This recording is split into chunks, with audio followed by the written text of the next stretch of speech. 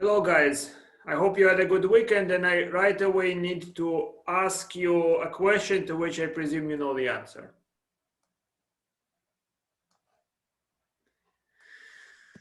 So, to my surprise or lack of surprise, we are so behind as I've never been. And I'm not close to even getting to chapter 6 at the moment. We have, I think, 3 lectures, which I, of course, happy to extend to longer, and I'm happy to keep you longer. I'm not sure if you are happy to stay longer, though. So then regarding exam 2, right? I mean, in my impression is it's just like in that commercial, you know, like you have this hungry child and you say for just 10 cents a day, you can prevent child ignorance. Right? So that's the thing that I imagine. I do not want you to starve having no second exam. I think malnutrition, and I have such interesting and deep questions for you. But let me guess, you don't want exam 2. Am I right? You do, right? You want exam 2. All right, so very quickly, let's begin voting, which of course I know the election is rigged. Who wants exam 2? If you do, you say Y. If you do not, you are right N. That's voting now. Quickly type.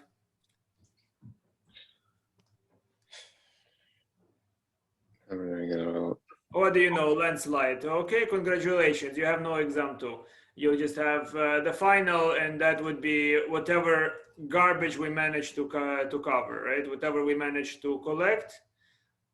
You know that in my website there are questions, guys, that will go unanswered. You know that if you look at the questions there on the website on my exams, you will find deep, marvelous, and mind-provoking things. But of course, you will not find them if you don't search. All right. So another thing is we will continue into, even if it's into the reading there day. No, I mean, there is, I am the answer key, hopefully, right? So you can talk to me and I will hopefully tell you what I think of those questions. So the final will cover whatever we are able to complete, mostly the things that we haven't yet done, I guess, because, you know, right? And I intend to continue lecturing even into the reading day. We'll see what happens afterwards, guys, because we are still in chapter 2. I figure we have 3 lectures left. Maybe we can make it 4. Maybe we can make extensions. I mean, anybody feels very disadvantaged by not having covered something?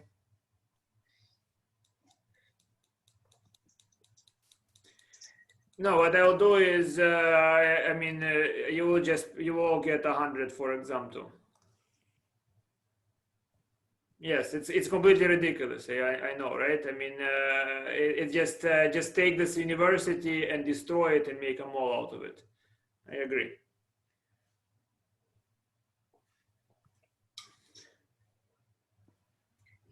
Arkady. Yes. How long will you extend the semester for? Ideally forever. Is it another month or into the summer? Well, I mean, I have to post grades. That's what prevents me from just keeping you hostage until I decide to be bored with you. I mean, personally, for me, I don't mind you extending the semester, but it's just to give me an idea. I have very little options. The grade is, it has to be posted by May 28 or something like that, or early. Right? Oh, okay. I have options and no control. I'm just a small peg in the system. Yeah, another thing, you know, I was surprised, so maybe that's why I have maybe I didn't sleep, maybe, but apparently a video that I never imagined still exists of I even saw myself there from my school years. My friend found it. It survives. So I thought something that never exists anymore, but there is a video of times gone. All right, let's continue with the lecture, guys.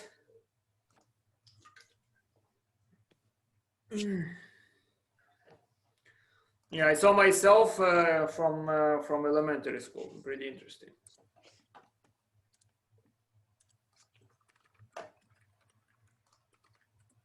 If you want, I'll show you. I mean, if you want to see atrocities, right? It was a camp where, you know, people were pushed into No. So let's continue, guys, with today's lecture. If you want to, you let me know. If you remember afterwards you want to see this one excerpt. I'm just appearing there for a few seconds.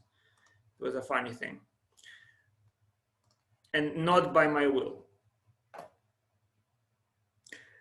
So we talk about Poisson random variable today, guys, and this is what it is. It seems like poison.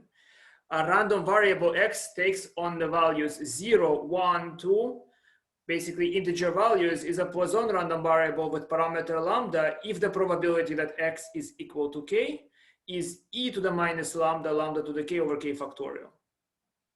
Clearly, the summation will produce what? You see, you can factor the e to the minus lambda. This is just a correcting factor so that the probabilities, they add up to 1. Do you see that? Factor e to the minus lambda, and whatever remains sums up to e to the lambda. The result is e to the minus lambda times e to the lambda, which is 1. And so this is a correct probability mass function. Good. Now, why is it a very useful random variable? Because, well, it provides an amazing approximation to binomial distributions in the event where the number of trials is very large and the probability of success is very small. So that the product of the expected value of success is a sort of moderate number, much smaller than the number of trials. Okay, now let me try to explain to you very roughly why that is the case. It's very, very important and very interesting, I hope. So here is the situation, guys. So suppose that I have a binomial distribution x with parameters n and p. In other words, we are performing n independent trials, and each has probability p of success, and probability p is small compared, and n is large. So here is what we have. Probability that x is equal to k is then n choose k, p to the k, 1 minus p to the n minus k, which when I write, it's n factorial, k factorial, n minus k factorial, p to the k, 1 minus p to the n minus k. Agreed? Now look what I'm going to do, guys. I am going to make lambda the parameter n times p. So you see what I do here, where you see p, I write n times p divided by n. Now n times p, if you remember, it represents expected value. N times p is how many successes we will have on average. Yes? So I have n times p here divided by n. And here I write n times p divided by n because, I mean, I just changed p to n times p over n. And so this will be, this is what? This is lambda over n, and this is lambda over n. And this, this I can simply write as n minus 1 all the way to n minus k plus 1 over k factorial. I get rid of the n minus k factorial here. I cancel it out. Good? So here is, look what happens, guys. So then this number, I'm going to factor out lambda to the k.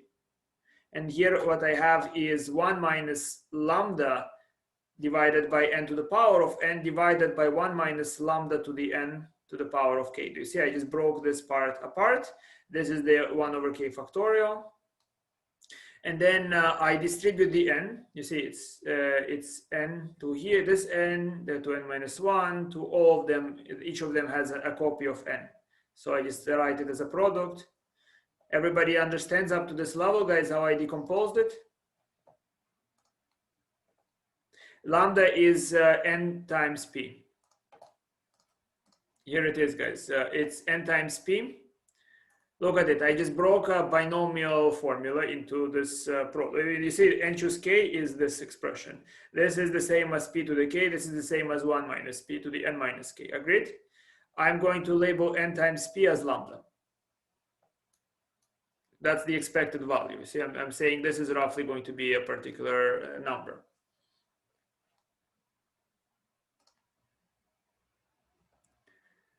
Why is it lambda divided by n to the power of k? It is, but I took away the n and I placed it over here. Do you see the n to the k? It's right over here. I just rolled it lambda to the k over n to the k, and I moved the n to the k right to here. to here. You see that? Here is the k factorial, it went here. Do you see it, guys? K factorial is here, and this is n to the k here on the denominator. Now, what happens in here is I can write this as a product of several fractions times lambda to the k. Here I can write, because it's n minus k, I can write it as 1 minus lambda over n to the n, divided by 1 minus lambda over n to the power of k. Now, if n is very large, guys, n is huge compared to k, right? That is the same as taking limit as n to infinity. That's the idea.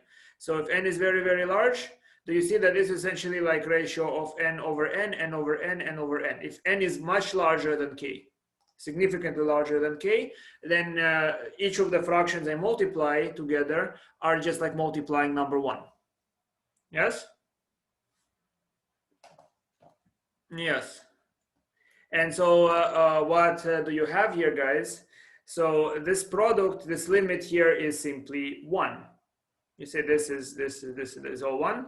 Then what do you have here? Here, because k is fixed, lambda over n is approximately 0. So it's like 1 to the power of k, which is 1. And this part is essentially like e to the minus 1. Do you recognize the formula, guys? 1 minus lambda over n to the n is like e to the minus 1. So far, good?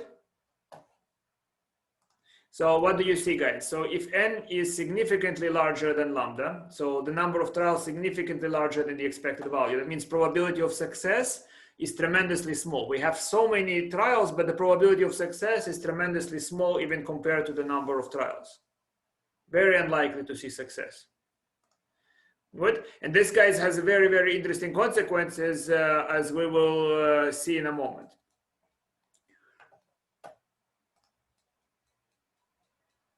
So Poisson is a different random variable altogether. There is some parameter lambda. Do you see that? And the Poisson random variable can take integers from 0, 1, 2, all the way to infinity. Binomial random variable can only take finitely many integers. Binomial random variable means 0 successes, 1 success, etc., all the way to n successes, right? So they are vastly different, but it's just the Poisson is an excellent approximation to the binomial under certain assumptions. Do you understand? Not to every binomial will it approximate well. But if the binomial had many trials, that's one thing, many trials, so n is huge. And if the probability of success is tremendously small, microscopic, yeah, then the chance of basically approximation becomes very good, as you can see here, right? Probability that we'll have k successes, we're not going to consider k successes to be many successes because it's not likely we will have many, right? So for k reasonably smaller than n, this will be a good approximation, as you can see by what we did by this calculation, guys. You should, of course, review that. So look what happens here. In this approximation, I see that the binomial is like e to the minus lambda, lambda to the k over k factorial. Do you see that? Lambda is the expected value for the binomial distribution, you see? So the probability of k successes is where you see the k factorial. It's e to the minus lambda, lambda to the k over k factorial. That's the idea. So let me try to explain to you how that might work. So a newly published book is carefully examined and found to contain an average of 1/2 typographical errors per page. Do you understand what that means, guys? It means that every 2 pages, you see 1 mistake, 1 incorrectly placed letter. Yes? So the question is, guys, what is the probability that you will find 1 or more typographical errors on this page, on this particular page? Okay, how many mistakes will you find? So notice I did not mention what's the probability of finding a mistake, but of course, because I am so brilliant, I make very few mistakes, which means the probability of making a mistake, especially a typographical one, that's absolutely not true with me. I make every possible typographical mistake, but the probability would be very, very small, at least so I imagine. You understand what I'm saying, guys?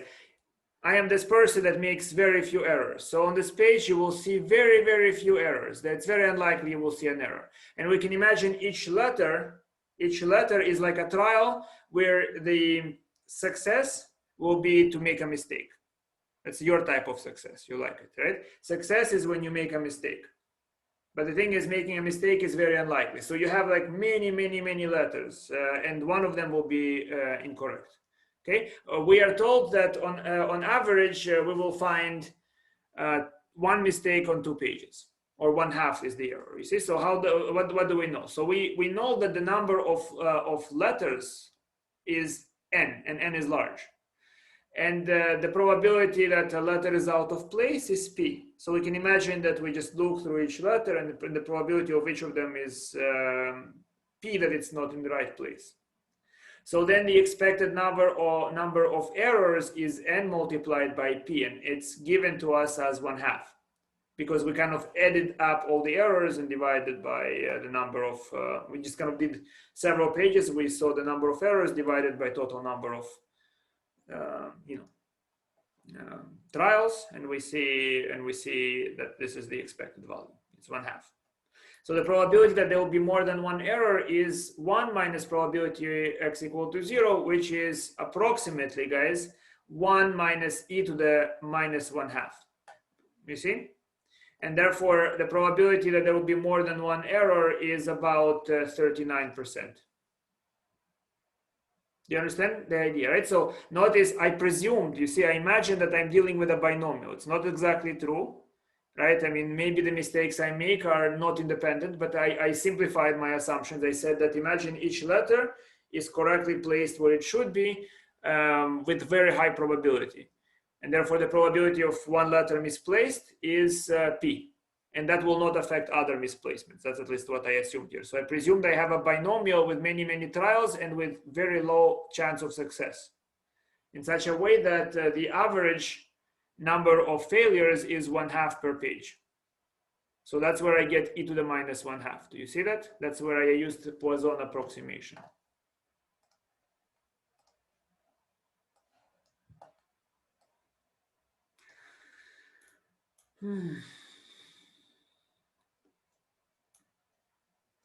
So here is another example, guys.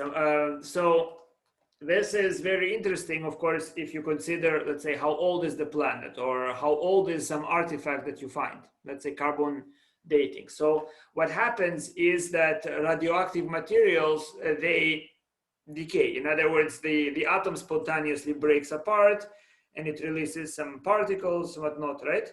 And yeah, so you have a spontaneous decay. So this decay is happening randomly, okay? So what happens is that imagine that we have this experiment, and we have some radioactive material that releases alpha particles. In 1 second interval, 1 gram of this material will release on average 3.2 alpha particles. Yes? So that means that you can imagine 1 gram of material has billions of atoms. And only about 3.2 of those atoms will break apart in 1 second. You understand? That's what's happening. So it's like a giant binomial experiment where each atom will break. That will be success with very low probability. So low that the expected value is much, much lower than the millions and billions of atoms that you have there. So that's a prime candidate for binomial. Right, so we want to know what's the probability, or a good approximation to it, that no more than 2 alpha particles will appear. Okay, do you see what I mean, guys? So we have n atoms, where n is a huge number, and we know that, and we don't know the probability. Notice I neither know the number of atoms nor the probability that one atom is going to release alpha particles. But by experiment, I see that the average number, so the average is n times p, it's 3.2, right? That's the average, that's the binomial. On average, that's how many are released. So according to what we just derived, we are interested in probability of x less than or equal to 2, which is probability of x0, x1, and x2, which is e to the minus 3.2 plus e to the minus 3.2 times 3.2 plus e to the minus 3.2 squared over 2. And that means that we're expecting about 38% likelihood that less than 2 or 2 alpha particles or 2 alpha particles are released, right? No more than 2 alpha particles are released, to be precise. Are you following, guys? You see, so it's a binomial in which I did not know two things. I neither knew the probability P of success nor the number of trials, but I happen to know the expected value. I happen to know how many on average will be successes. And then I can use the binomial to have a very good approximation. And you see, this is why exponential plays such a big role in growth, in radioactive growth and decay. You see, it's because of those random things. This Poisson random variable is very much related to the exponential growth or exponential decay. All right, so here is another example, guys. Every day, 1 million people decide whether to visit a particular website. Assume each person makes the decision to log on independently with probability P equal to 2 times 10 to the minus 6. Estimate the probability of at least 3 visits. Could you do that before I do that? You understand what happens, guys? So we have, we're told how many people we have in a town, right? Or in a city. So there are 1 million people, right? In the city, there are 1 million people. And each person during that day will go to that particular website or this particular page with probability 2 times 10 to the minus 6. So we want to estimate,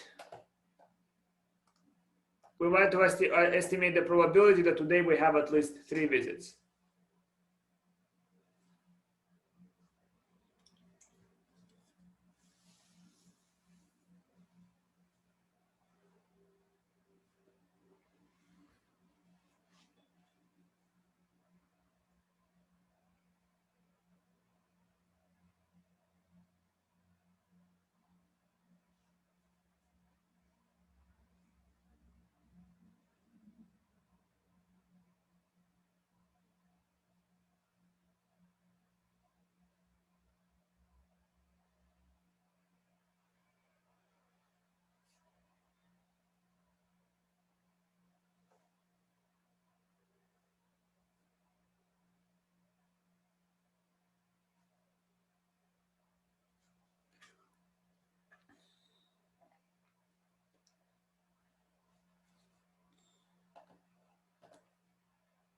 All right, guys, let's do that together as time is short.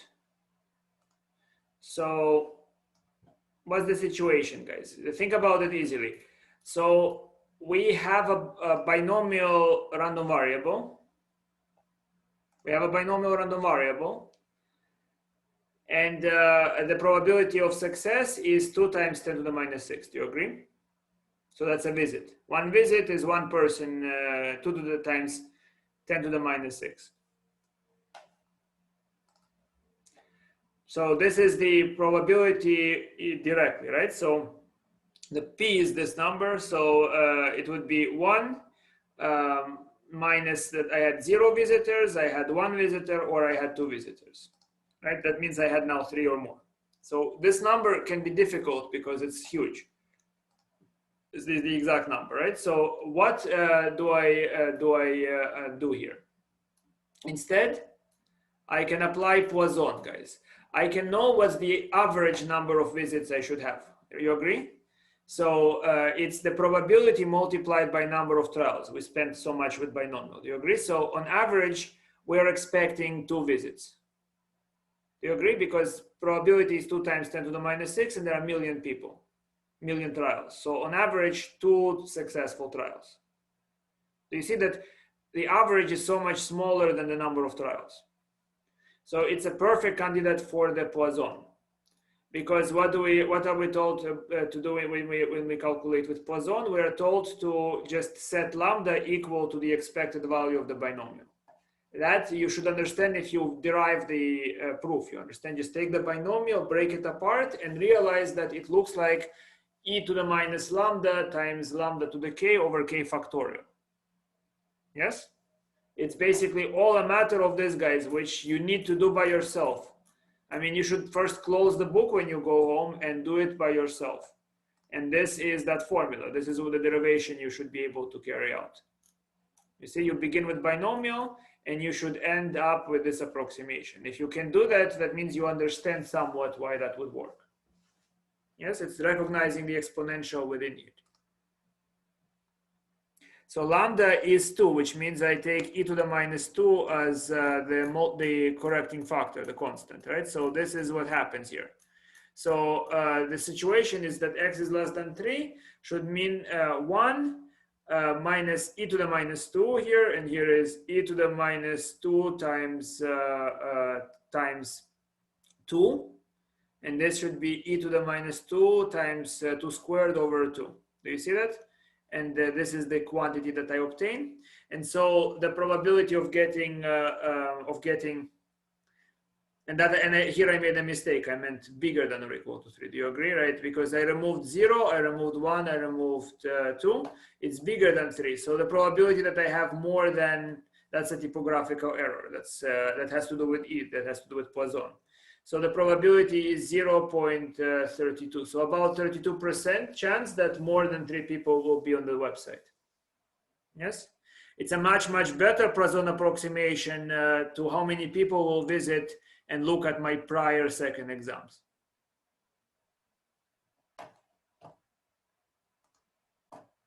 You get it? So here is another question, guys, where it works.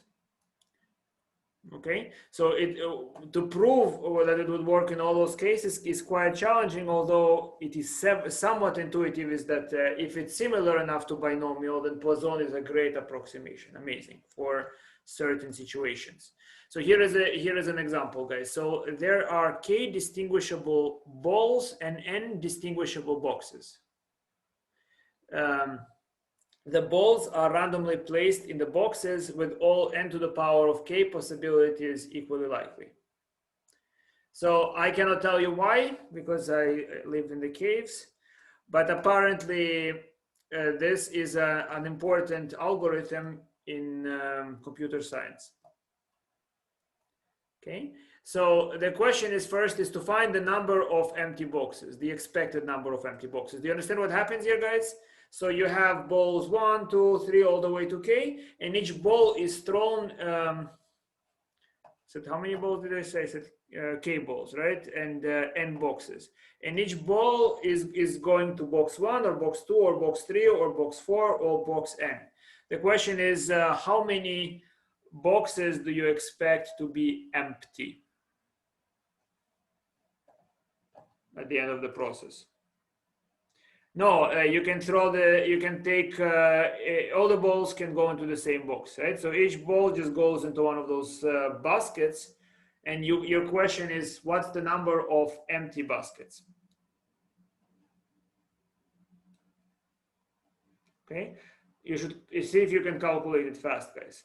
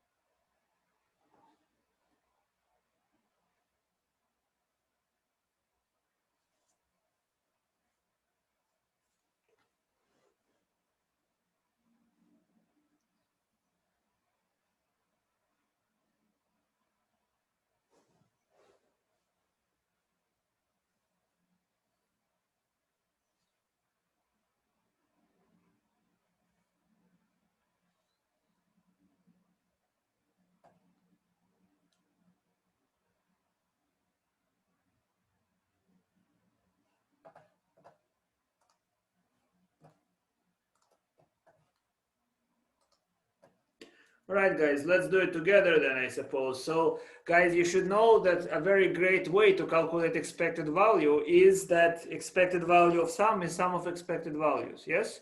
So, if we have a box, which boxes are going to be empty? We can say +1 for every empty box, right? So, what's the likelihood that box 1 is empty? It means that all the balls are thrown into other boxes, right? So that there are n-1 other boxes, so it will be n-1 to the power of k, yes? And that is multiplied by n. So the expected value is, here it is, guys, you see? So we are going to define xj to be 1 if jf box is empty and 0 otherwise. So what's the probability that xj box is empty? It means all the balls went into any one of the remaining n-1 boxes. So the probability that a ball does not go into xj is n-1 over n. Do you agree? It selects any other box. And then to the power of k means that all of them went into other boxes. And so expected value of x is n times the expected value of x1, which is this number, which is also this number. Let me know if you understood right y or something, right? So that I see that my words are not in vain. Yeah? You have to realize only that expected value of sum is the sum of expected values. This is a great and important result. And then I can easily come up with this formula. Yeah?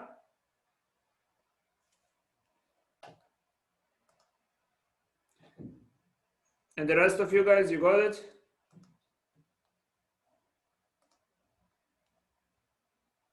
Yes? I don't see cascading yeses. So I don't know. Do I believe you? All right. I suppose you don't want to lie to me. Okay.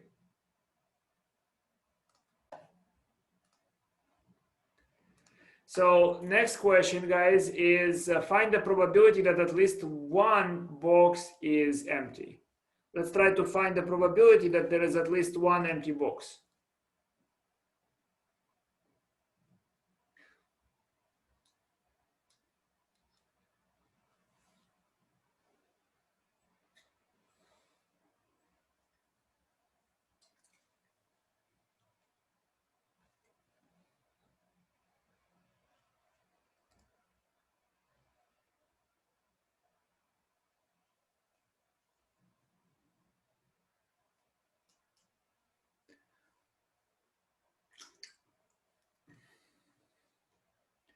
Don't solve it, it might be long, guys. Just let me know what's your strategy if you want to answer this question. Do you have a strategy?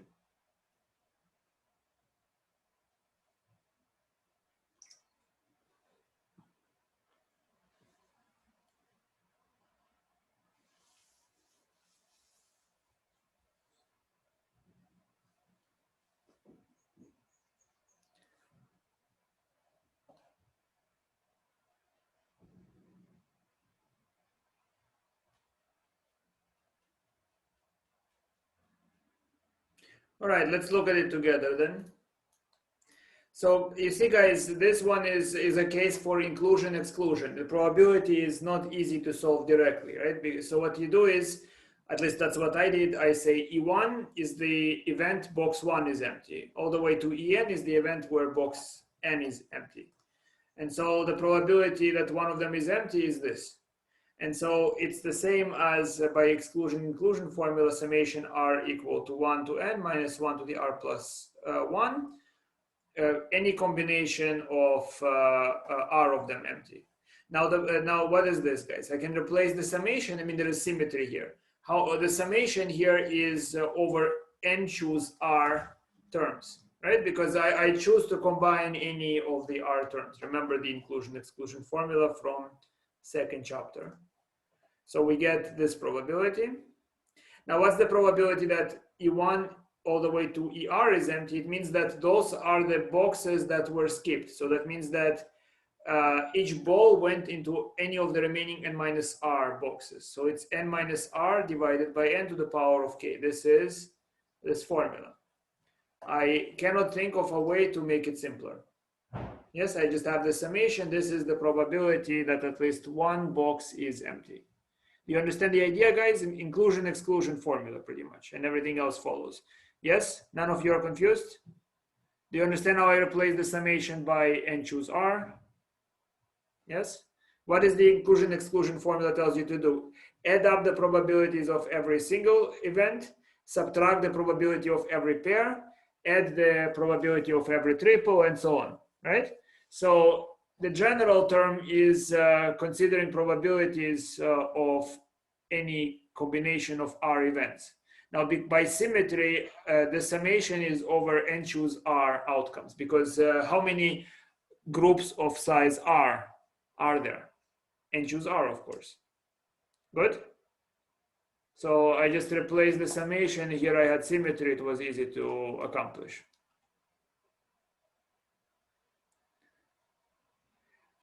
Just subtract out a box. Let's just see. So k divided by n plus k minus 2.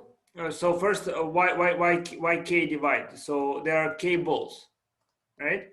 So there are k balls, and you have to specify which is empty. So in your formula, you're saying box 1 is empty or something like that, right? Well, if box 1 is empty, then if you're asking what's the probability that box 1 is empty, we already know that. It means that it's n minus 1 divided by n to the power of k. But that means that does satisfy at least one, but we are now not considering box 1 and box 2 empty, or box 1 and box 3 empty, and there are many other combinations, right? So it's I think it's complicated.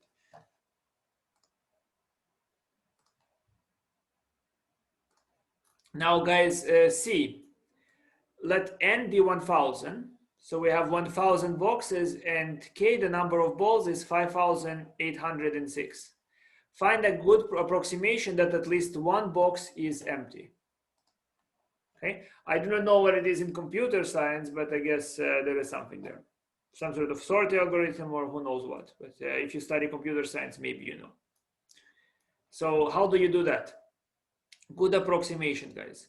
So here we can try to apply Poisson, right? We can imagine that we can consider, okay, is box 1, is it empty? Is box 2 empty? Is box 3 empty? Right? So those are our trials, and so this is what we are going to do. Okay. So first of all, if we have that n is 1,000 and k is 5,806, we know that the expected value, guys, the expected value of x is, remember, the expected value is how many boxes are empty here, where x is how many are empty.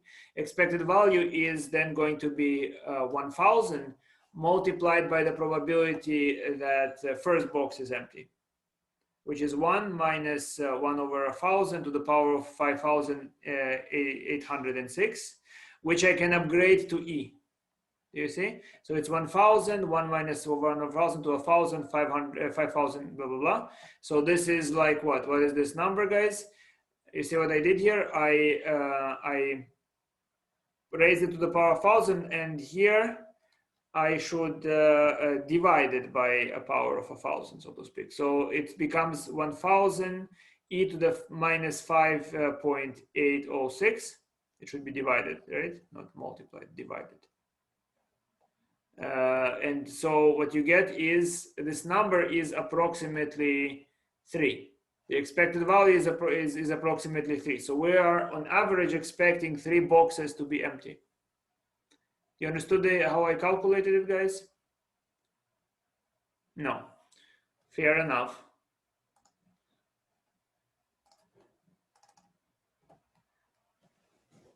Again, guys, right? So here we have a box 1, box 2, all the way to box 1,000, right? So we are going to say that x1 is this one empty, x2 is that this one empty, x 1,000 and this is empty, right? So how many on average empty boxes do we have? It's the expected value of x, which is the summation of the expected value of x1 plus the expected value of x2 the expected value of 1000. Yes, they're all the same. How many things are we adding here? We're adding here 1000 terms, and that's the same as 1000 times the expected value of x1. So far good? I'm just using it's a very important principle, guys. If you understand it, gives you tremendous amount of flexibility in probabilities. That expected value of sum is always sum of expected values. I don't even have to worry if the x1, x2, x3 are independent. It always is true. Okay? We kind of showed before why it's always true. Yes? So we have this number. Now, what is the expected value of x1? So we have, it means that x1 is skipped. It means that we have 1000. Here we have altogether the possibilities for first ball is, well, it has 1000 possibilities. And it cannot use those possibilities. It can use all those possibilities, but not possibility one. So it's 1 minus, so it's 1000 minus 1. It has 1000 minus 1 possibilities, and that's first ball. Second ball has 1000 minus 1 possibilities, and altogether we have 5806, I think, or something like that. Yes, I forgot how many we said we have. 5806. That's right. Yes, we have altogether 5806. That's for all the balls. Do you understand? Ball 1 can have 1000 minus 1 possibilities. Same for ball 2, same for ball 3, and onwards. They are just skipping box 1. Yes? With me, guys? Are you following me, or you're not dying? Yes? So we have this, and the number is simply 1000. 1 minus 1 over 1000 to the power of 5806. Now, do you see that there is a number here that I don't like? Which number I don't like in this, please? If you understand which in this expression, there is one number I'm not happy with, and tell me what it is. Exactly, 5000, because I recognize that it looks like e to the minus 1. Do you agree? So that's exactly what I do. I write it as 1000, 1 minus 1 over 1000, and I raise it to the power of 1000, which I never had. And then I simply write 5806 divided by 1000 to cancel it out. Yes? So what do I now have? I now have approximately 1000. E to the power of this number is minus 5.806. Agreed? It's e to the minus 5806, which, if I multiply by 1000, is approximately 3. So it's an approximation. I approximate this expected value to be about 3. Why do I want the expected value? Because Poisson requires lambda to be the expected value here. You understand? I'm using Poisson. And the lambda parameter is the expected value here. Good?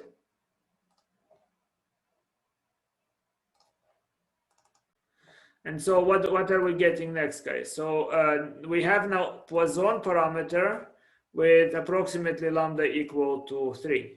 In other words, on average, 3 boxes should be empty, approximately. So what is probability that x is bigger than 1, that there is more than 1 empty box? It's 1 minus the probability that there are no empty boxes, which is 1 minus the probability that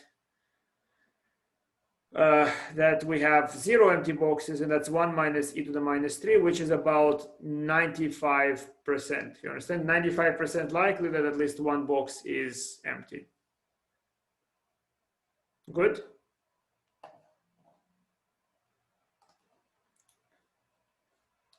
Now let's look at the birthday problem, guys. Do you remember the birthday problem? In fact, James just came in. and he is part of the birthday problem. Right? That if you have a bunch of people and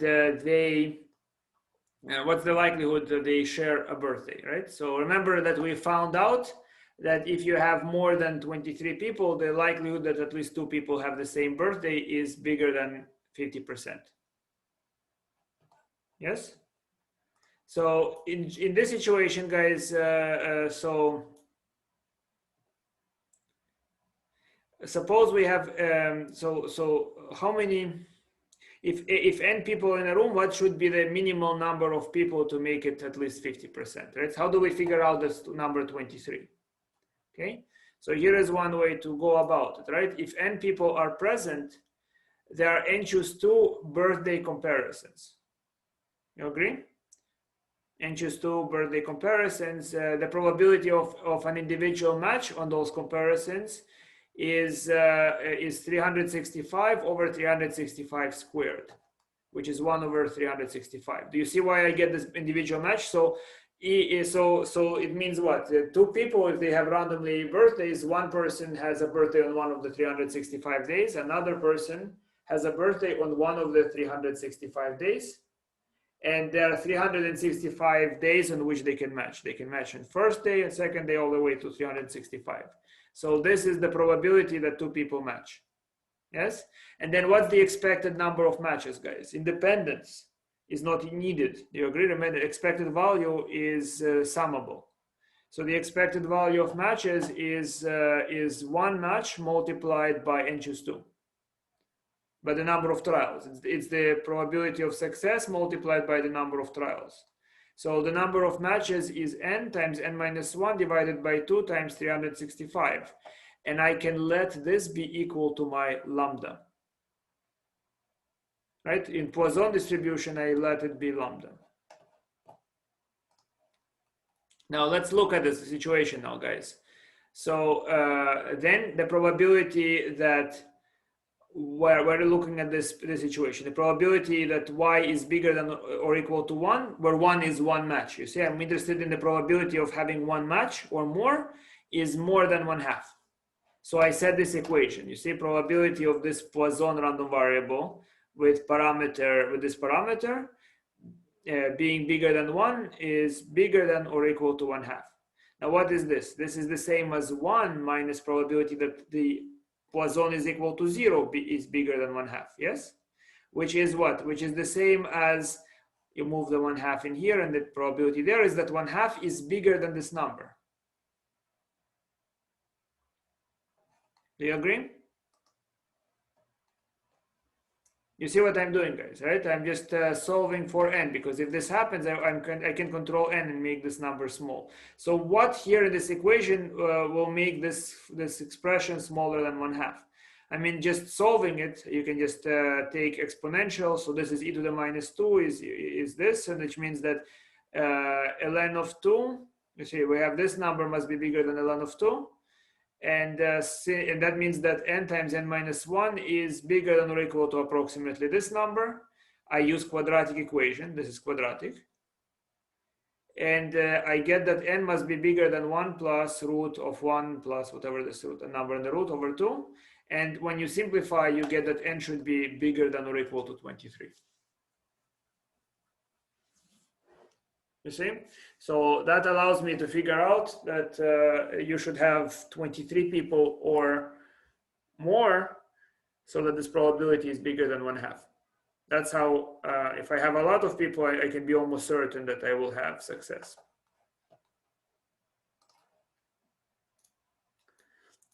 So here is another example, guys. What should be the number of people in the room? Number of people n, so that the probability of them having the same or consecutive birthday is, so what should be the number of people in the room n, so that they have the same birthday or they have consecutive birthdays more than 1/2, you see? So they don't have to match, but they have to be having the same one, let's say October 14th, October 15th type of thing, you see? What's the likelihood there? Let's try to see it. So again, just as before, there are n choose 2 trials. Do you agree? And now, what's the probability of success? The probability of success is now much higher, actually, because we have, each of them has a birthday on one of 365 days. Then and then what? And then where is the number 3 comes from? It's that we have several possibilities, right? So they both match. That's one possibility, and the other two is one is older than the other. You agree? So person A in the match, basically we have people labeled 1, 2, 3, 4, etc. So if I match person 1 and 2, I have now 2 possibilities. Person 1 and 2 have the same birthday. Person 1 is younger than person 2 by a day. Person 1 is older than person 2 by a day. Yes? So that's where the number 3 comes in. Do you see that? So we have 3 over 365. And working out as before, guys, this is so working out as before by multiplying n choose 2 by 3 over 365, we will get, after simplifying the inequality, 3n times n minus 1 bigger than or equal to 506, which after solving quadratic equation entails that you need to have only 14 people for the probability to be bigger than 1. Yes, fewer people are required. Good. All right, now let's talk about expectation and variance of the Poisson random variable. Guys, before I continue, it kind of aches in my heart that maybe I went over that fast as I'm trying to cover more material and inevitably explain nothing to you at all. Do you understand how Poisson is supposed to work? Right? You understand that you have the binomial formula and how to extract the Poisson. And by examining the binomial formula, you can see what should be the conditions for the Poisson to be a good approximation. And that condition is that number of trials must be large. That's first condition. Probability of success is so small that even small, so small in comparison to 1 over n, you see? So it's much, much smaller than 1 over n because the expected value must be a small number. Right? If I have, let's say, look, you've seen it. You have 1 million trials, but the probability, but the average number of success is just 2. That's much small, much too small, right? 2 compared to 1 million is very small. It means probability is tiny. Yes. And yes.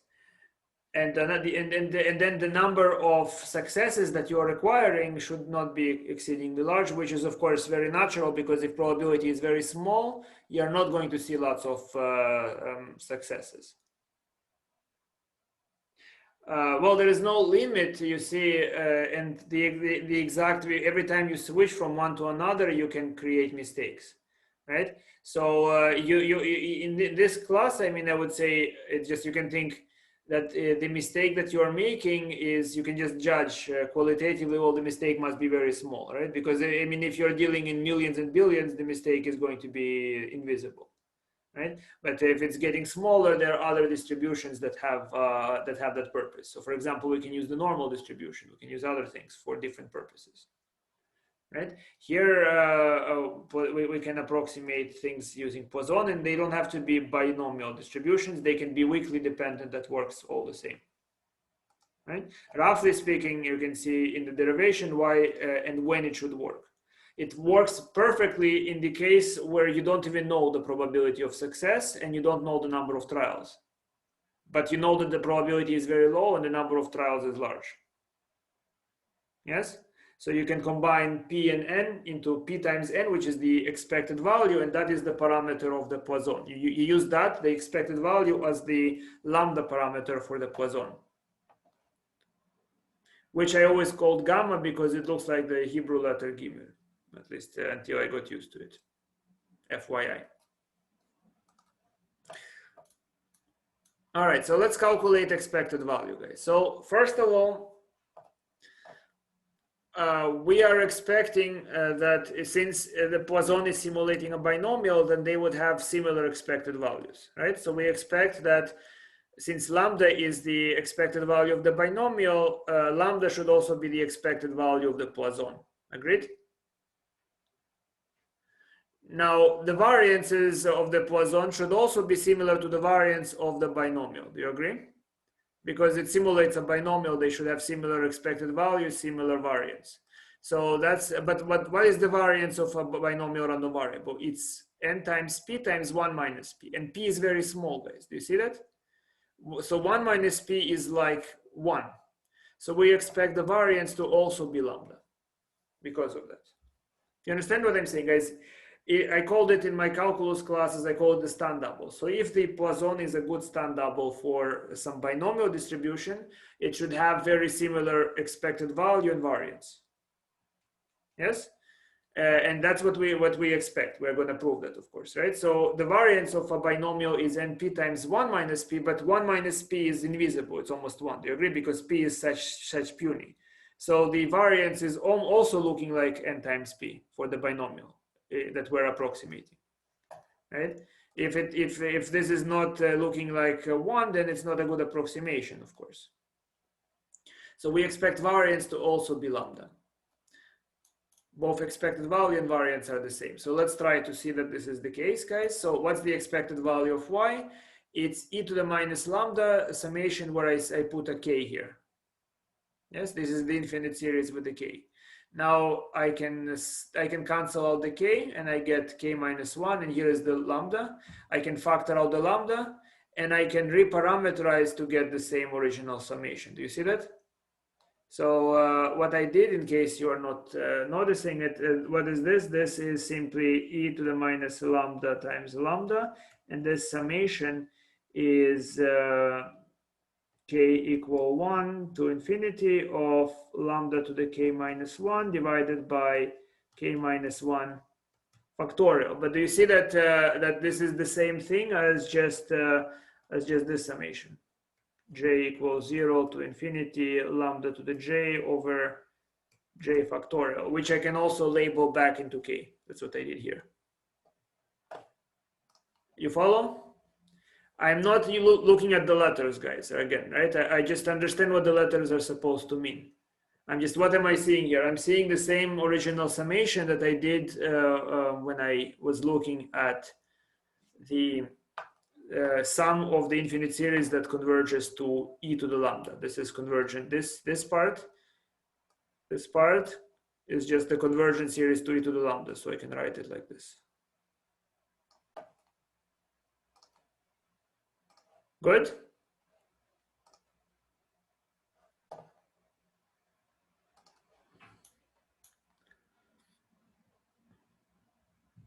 So what's the expected value of lambda squared? It's a very similar calculation. It's just e to the minus lambda summation of k squared in this case. Yes? So what do I do with the k squared? I write k. I can first of all cancel out one of the. Well, let me just show you, I suppose. Like this, guy. So I want to know what's the expected value of y squared. So then I'm summing the squares. So it's e to the minus lambda k0 to infinity k squared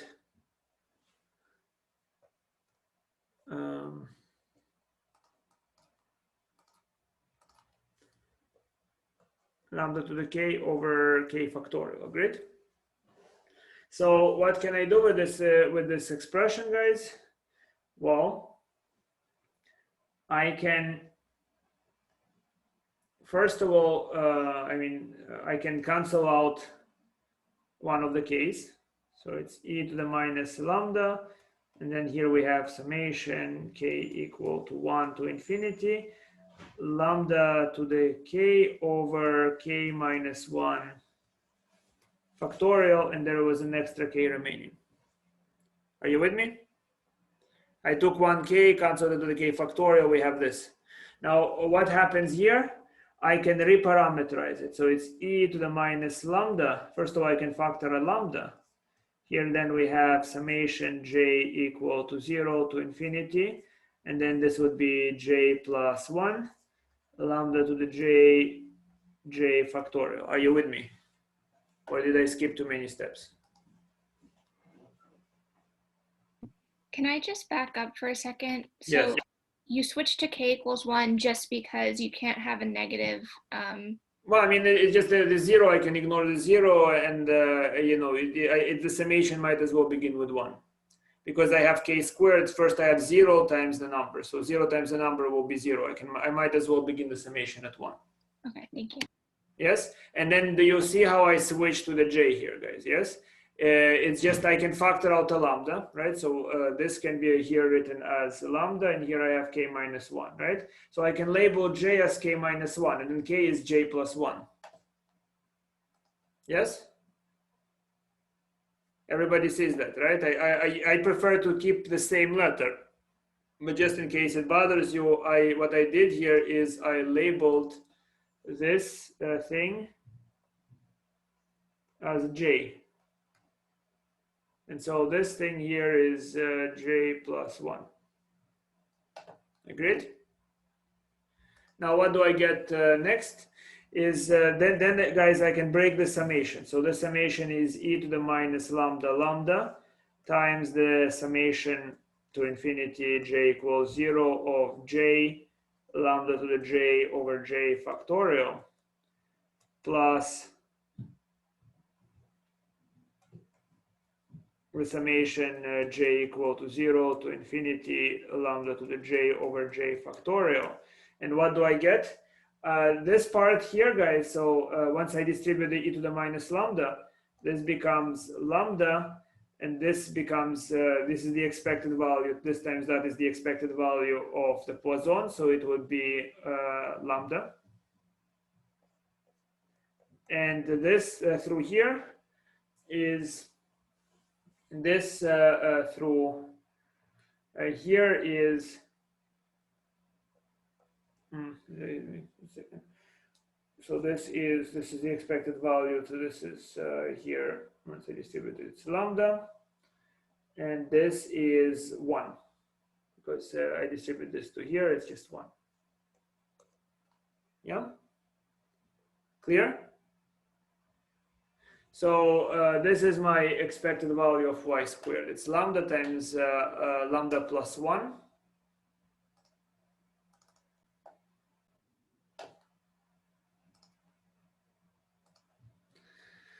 And so what's the variance, guys? The variance is the expected value y squared minus the square of the expected value. So it's lambda, lambda plus 1 minus lambda squared. And once I simplify it, I'm just left with lambda.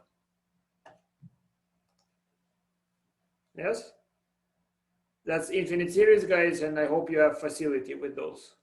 Enough. Yeah? Questions? Yeah, I'm sorry. So why does the summation of the Poisson equal lambda? Well, to be precise, the expected value of the Poisson. So if you mean summing the probability mass function, will produce 1. Right? But Okay. but the summation of or the expected value sum will be lambda. Understood. Thank you. Yes, you can see it here. Yes. So just here, guys, you see what happens. E to the minus. Here is what happens in my mind. You see, I look at this part. I look at this part. Or this part and this part. And I recognize that they together are 1. So this is just lambda. Yes? This multiplied, this is just the infinite sum, this is just e to the lambda, and this is e to the minus lambda, they simplify to lambda.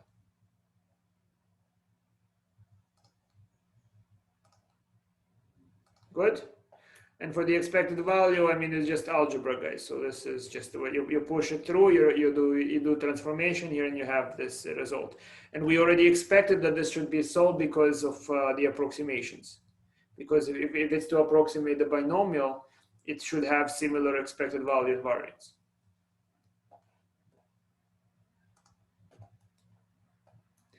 All right, so here we have some properties of sum of Poisson random variables.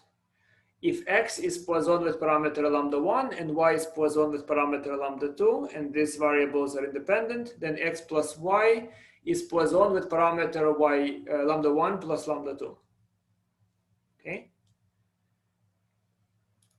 I got a question. Yes. I got two questions. One, what is lambda, and two, did you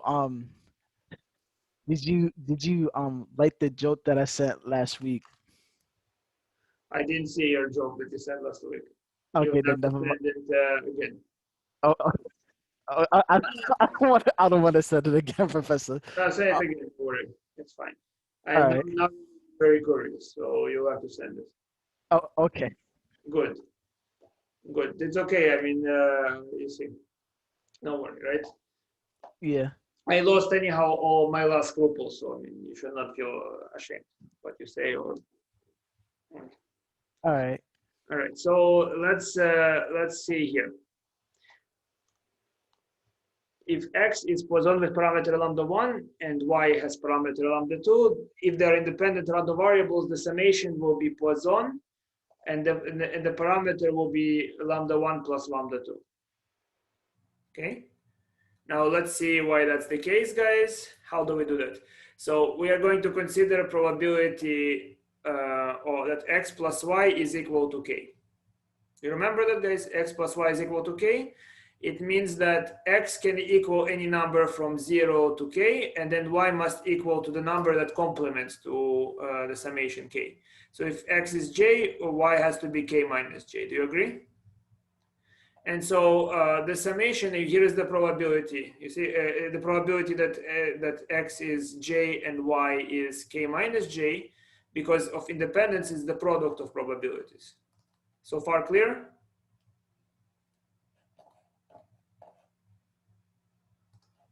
And so what is this number? This number times this number is just e to the minus lambda 1 plus lambda 2. Here, guys, you see what I do here.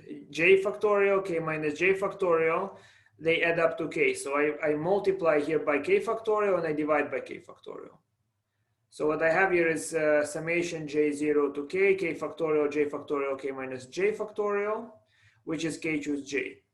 And what remains of the lambdas, it's really lambda 1 and lambda 1 to the j and lambda 2 to the k minus j. Do you see that? So do you recognize this as a binomial expansion for just lambda 1 plus lambda 2 to the power of k? Yes? So here we have it.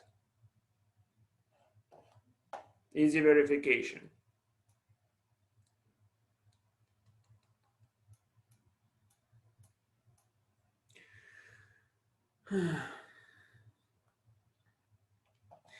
Another theorem.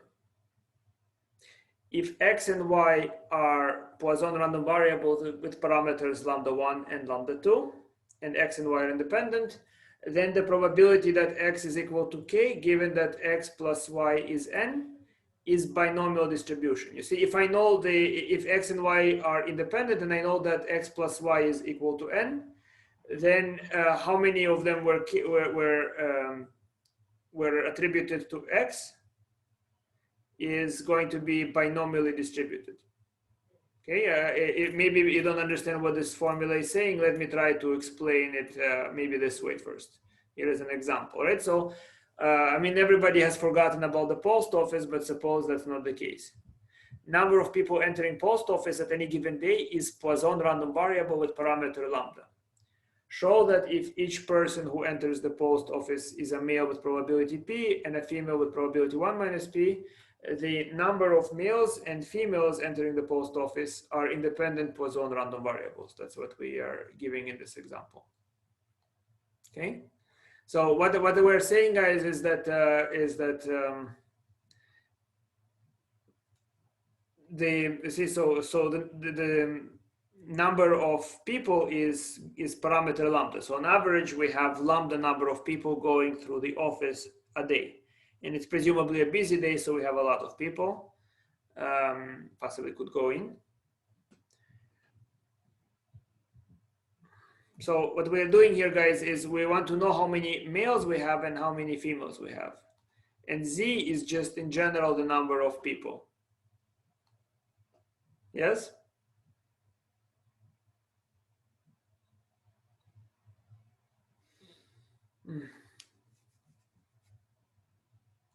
So what's the probability that X is equal to K? So if I had K men go into the post office, then the total number of people could be N equal to K all the way to infinity. Yes? And so this is independent, because if Z is equal to N or N plus 1 or N plus 2, those are disjoint events. So we have this infinite series. N equal to K to infinity, P X equal to K, Z equal to N, probability Z equal to N. So what do we have here? So what's the probability that X is equal to K given that Z is N? It means that we have N individuals, and first individual is a man with probability P, second is individual is a man with probability P, and so on. So that is here, N choose K, P to the K, 1 minus P to the N minus K, right? That's for the men. And what do we have here? Probability that we have N people, it's e to the minus lambda, lambda to the N over N factorial. Yes? So then, guys, you see the summation, yes? So what is that summation going to do for us? Well, I can break N choose K. I can write this as follows, right? So I can separate it and write it as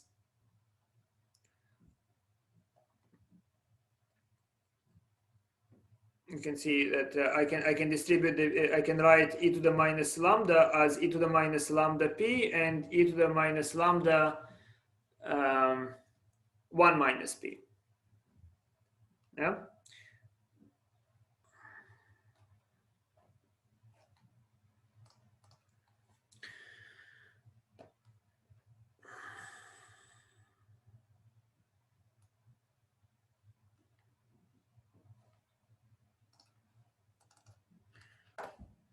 Again.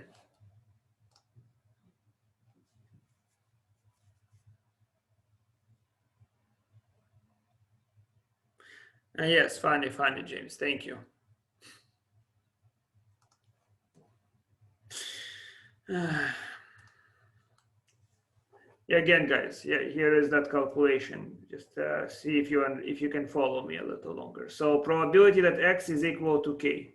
Right, I want to know what's the probability that X is equal to K. Well, what is this? This is the probability that X is equal to K summation, right? Where N is equal to K to infinity. Do you agree? In other words, I want to know what's the probability that K males came into the post office. Yes, so you see that if K males enter the post office, then I can say K males, and in general, total number of people was N, where N is either K or more. And this I can condition.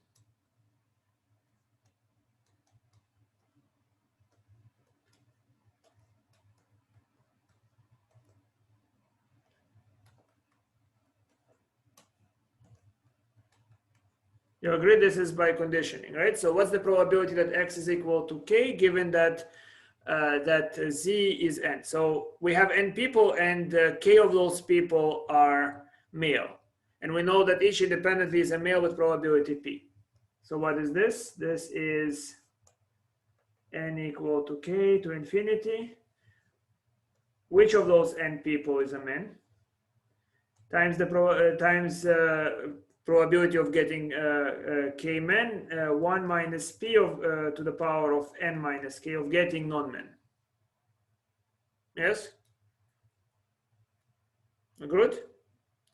So, and then a probability that z is equal to n, it's the idea that we have n individuals is Poisson. So it's e to the minus lambda, lambda to the n divided by n factorial. So this is the formula that I obtain.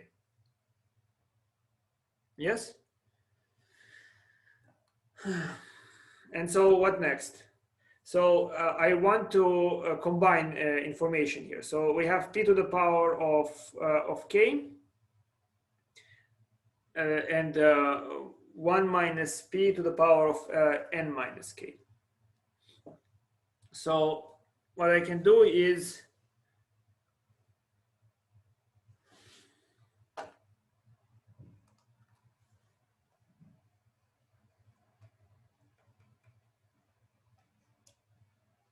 again, right? So we have here n factorial, k factorial, n minus k factorial, p to the k, 1 minus p to the n minus k, e to the minus lambda, lambda to the power of n over n factorial, right? So the n factorials, they, as you can see, cross out. Yeah, the n factorials, they cross out. And then what we have is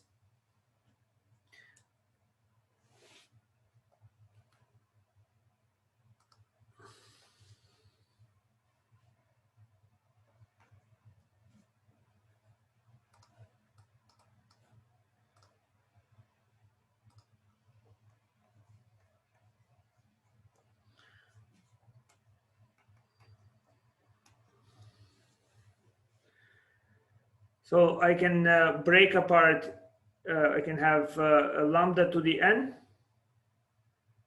I can write it as lambda to the p times lambda to the n minus p. Do you agree? Right, and then this I can multiply by 1 minus p to the n minus k and by p to the k. And here I have the denominator is k factorial, n minus k factorial. So far good, yes?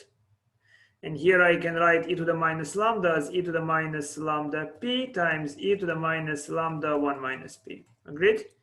They break apart this way. Now, why do I break them apart? Because I'm going to now extract the things that do not depend on n. Things that depend on n, I cannot, the summation is in terms of n. So what do I have here? I can factor out k factorial. So I can factor out e to the minus lambda p, lambda to the power of p divided by k factorial. Yes? And then what remains is this summation.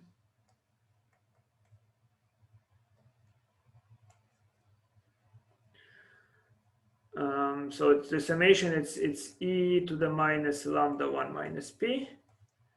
And here we have 1 minus p times lambda to the power of n minus k divided by n minus k factorial. Yes, and the summation that that I'm going to place in red, this one, is just simply 1, right? It simply is equal to 1. So the result is e to the minus lambda p, lambda to the p divided by k factorial. In other words, just as claimed, the distribution for the number of mails in the post office is Poisson with parameter lambda times p. Good? I think we will call it a day. I think I'm not sure how much of it you followed. If you want to see that video that my friend found, let me know. You can stay, I'll show you what happened there. I appear in just maybe 1 second.